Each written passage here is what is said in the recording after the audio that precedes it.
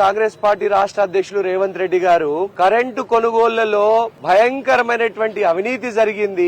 Current కొనుగోళ్లలో వేలాది కోట్ల రూపాయల అవినీతి జరిగింది. అవన్నీ బీఆర్ఎస్ పార్టీ పెద్దలకు, కేసీఆర్ కుటుంబానికి ముట్టినయి. ఆ అవినీతి సొమ్మంతా అని మా అధ్యక్షుడు ఆరోపణ చేసి వాస్తవాల్ని ప్రజలకు వివరించే ప్రయత్నం చేస్తే, మీరు అధికారంలో ఉండి, ఈ టీఆర్ఎస్ పార్టీ అధికారంలో ఉండి ప్రజలకేం చేయకుండా నాణ్యమైన ఉచిత విద్యుత్ ఇస్తున్నామని 24 గంటలని అబద్దాలు చెప్తూ 8 గంటలు కూడా ఉచిత విద్యుత్ ఇవ్వకుండా, నాణ్యమైనటువంటి విద్యుత్ ఇవ్వకుండా 8 గంటల కరెంటు సప్లై ఉంటే దాంట్లో 10 సార్లు 12 సార్లు కరెంటు పోతూ వస్తోంది.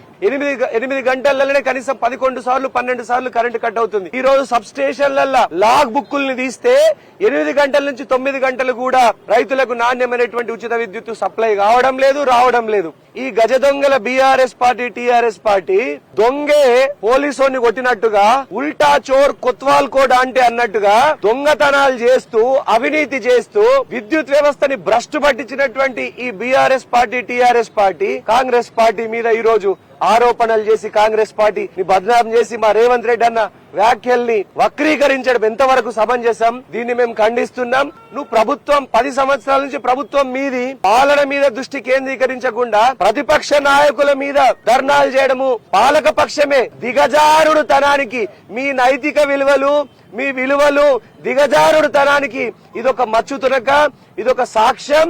ఎమ్మెల్యే జోగురామన్న ఎలక్షన్లు అయిన తర్వాత కాంగ్రెస్ పార్టీ అభ్యర్థులు నీ మీద చిత్తుగా గెలుస్తాం. కాంగ్రెస్ పార్టీ అభ్యర్థిగా గెలిచినప్పుడు నువ్వు ఆదిలాబాద్ లో ఇదే చౌరస్తా మీద ఊరేసుకోవడానికి సిద్ధంగా ఉండే ఎమ్మెల్యే జోగురామన్న. ఇక్కడ ఇది వింత కాదా?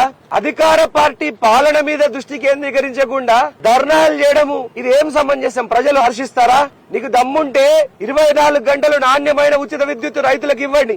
రాబోయేది కాంగ్రెస్ పార్టీ. ప్రజలలో అద్భుతమైనటువంటి మద్దతు పెరిగింది కాంగ్రెస్ పార్టీకి. కాంగ్రెస్ పార్టీకి పెరిగినటువంటి మద్దతుని తట్టుకోలేక కేసీఆర్ కుటుంబము రేవంత్ రెడ్డి అన్న మీద చేసిన కుట్రలో భాగం ఇది. మా రేవంత్ రెడ్డి అన్న, మా మాణిక్రావు ఠాకరే గారు, మా అధిష్టానము ఎప్పుడో చెప్పింది, మేనిఫెస్టోలో కూడా పెడతామని చెప్పింది. ఉచిత విద్యుత్ని 24 గంటలు కాంగ్రెస్ పార్టీ నాణ్యమైన విద్యుత్ని రైతులకు అందజేసి చూపిస్తుంది. ఇది కాచుకొని ఉండండి మీరు. మీకు సాధ్యం కాదు. ఈ బీఆర్ఎస్ టీఆర్ఎస్ వాళ్లకు సాధ్యం కాని పనిని కాంగ్రెస్ పార్టీ చేసి చూపిస్తుందని ఈ సందర్భంగా నేను తెలియజేస్తున్నా.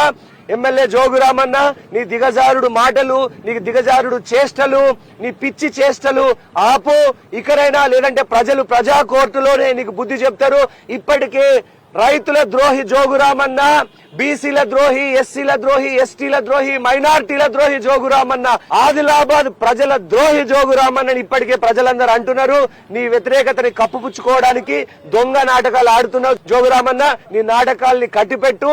కాంగ్రెస్ పార్టీ అధికారంలోకి వచ్చిన తర్వాత ఈ టీఆర్ఎస్ ప్రభుత్వం చేయలేనటువంటి అన్ని సంక్షేమ ఫలాల్ని కాంగ్రెస్ పార్టీ ప్రజలకు అందిస్తుంది.